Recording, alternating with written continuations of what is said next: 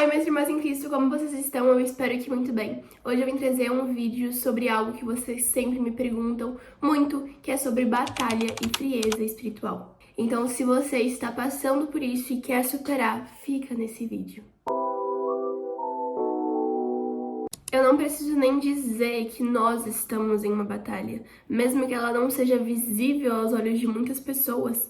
Nós estamos nessa batalha contra o mal, contra Satanás o tempo inteiro. Isso porque a própria Bíblia nos revela de que o inimigo, ele anda ao derredor. É como se literalmente estivesse nos sondando, cuidando cada detalhe da nossa vida para ver em que momento nós vamos falhar, porque naquela falha vai ser usada para nos afastar de Deus. Vocês conhecem a história. O inimigo não tem mais como ser salvo, mas pelo fato de que ele não tem mais como ser salvo, ele também não quer que mais ninguém seja. E é por isso que a todo momento ele anda nos observando, procurando essa pequena falha para nos puxarmos para ele. Já adianto que você não precisa ter medo, porque o Senhor está conosco. A questão da batalha entre carne e espírito é algo que eu sempre gosto de falar muito e que se encaixa perfeitamente nessa batalha espiritual. Porque é aquela questão, se a tua carne estiver mais alimentada do que o teu espírito, é a carne que vai vencer. Mas se for o espírito, é o espírito que irá vencer. Ah, mas o que isso tem a ver, Ana Júlia? Lembra das falhas que eu acabei de falar, que o inimigo fica observando a gente ter essa falha para nos puxar para baixo? Essas falhas acontecem por conta que a nossa carne falha. O nosso espírito que tem sede pelo Senhor é um espírito que está sempre buscando evolução, sempre buscando no Senhor a perfeição. É claro que não somos perfeitos porque ainda somos seres carnais, mas essas falhas que acabam acontecendo nas nossas vidas procedem da carne. E quando a carne está mais alimentada, é mais comum que essas falhas se tornem mais recorrentes. Então, o primeiro passo para você vencer essa batalha espiritual é alimentar mais o seu espírito do que a sua carne. Nós podemos vencer a tentação com a palavra de Deus. Então, se você quer vencer essa batalha espiritual, não tem como você usar outro método a não ser lendo a palavra de Deus. Mas não é lendo como mais um livro, mas sim com intencionalidade, lendo aquilo, buscando entender aquelas passagens, buscando entender o que está sendo passado de fato. Eu gosto muito de falar sobre a questão do devocional, porque é algo necessário na vida do cristão. É tão essencial como comer e beber, porque da mesma forma que o nosso corpo precisa se alimentar, o nosso espírito também precisa ser alimentado. E o alimento para o espírito é a palavra de Deus. Para vencer a carne, o espírito precisa estar bem alimentado. E se você tem muita dificuldade de ler a Bíblia, eu vou te passar algumas dicas agora. Primeiro, estabeleça um horário em que você vai tirar esse momento para ter um tempo devocional com Deus todos os dias. Isso vai fazer com que você acabe criando uma rotina. Da mesma forma que você acorda e vai direto pro banho ou escovar os dentes. Segundo, sempre que você ler alguma passagem, faça perguntas para você mesmo sobre aquela passagem. Pergunte, por exemplo,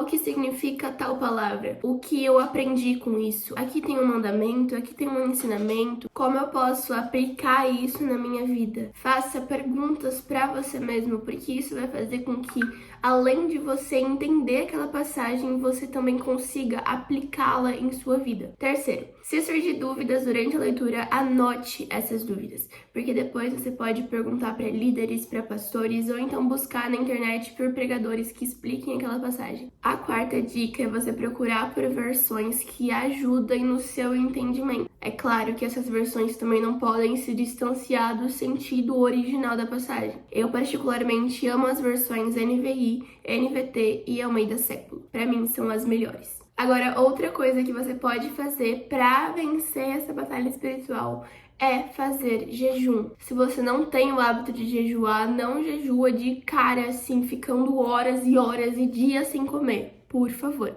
Até porque existem vários tipos diferentes de jejum. Por exemplo, ficar 7 dias sem comer nada de açúcar.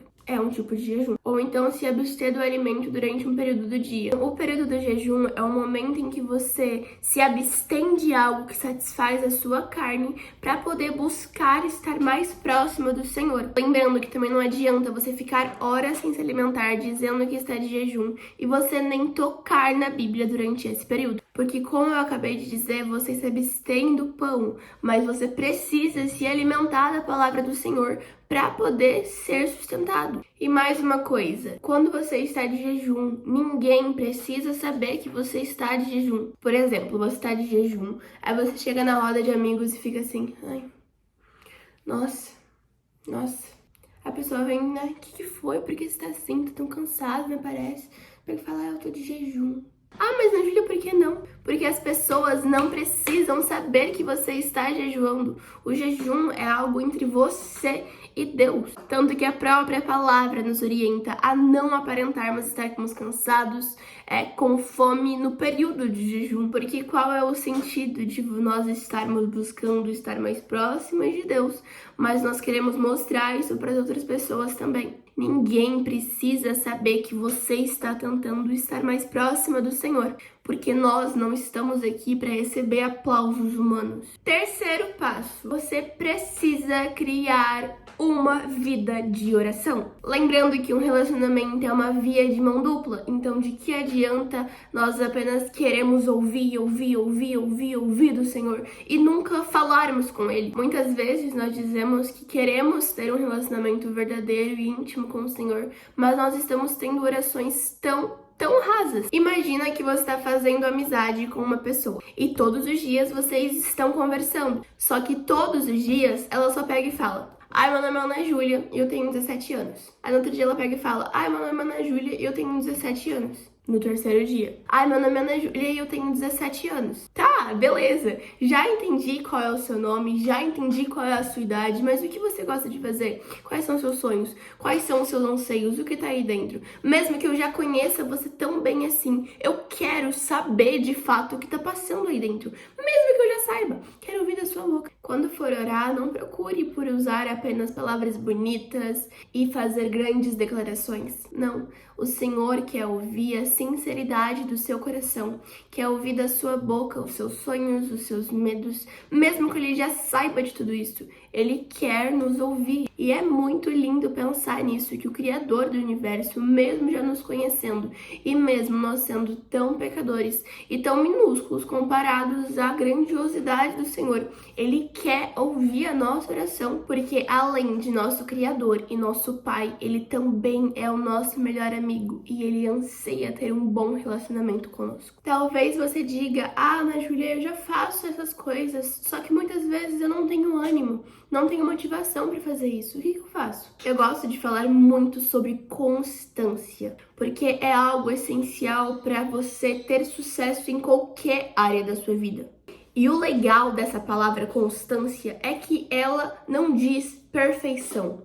Ela não diz todos os dias vão ser incríveis. Ela diz constância, se manter constante, mesmo que tenha falha, mesmo que tenha erro, permanecer constante. Mesmo que pela caminhada haja falhas, haja erros, nós precisamos nos manter constantes, porque só tendo essa constância nós vamos conseguir atingir um nível de relacionamento íntimo com o nosso Senhor. Um exemplo prático para vocês. Muitas vezes o meu devocional é dessa forma. Minha Bíblia toda marcada, cheia de anotação. Mas muitas vezes o meu devocional é dessa forma. Agora, imagina se no dia em que eu não consegui anotar nada, em que eu não consegui ter muito entendimento sobre, eu simplesmente desistisse. É como se fosse assim: eu tava aqui, o Senhor tava aqui. Só que nesse dia eu não tava muito animada, não tava conseguindo compreender as passagens, me senti muito falha.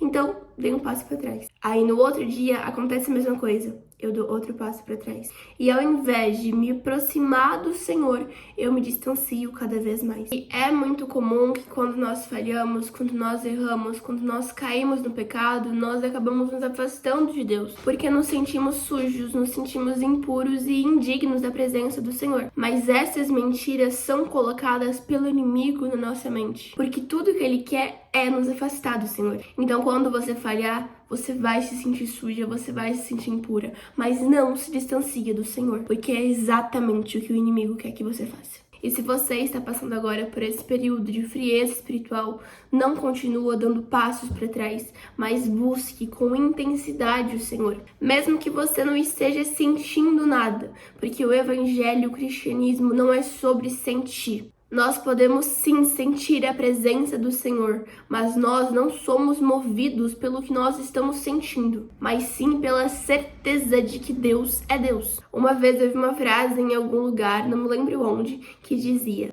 se você nunca mais sentir a presença do Senhor, você vai permanecer seguindo os caminhos do Senhor? Pensa comigo. Os povos do Antigo Testamento não tinham essa presença do Espírito Santo.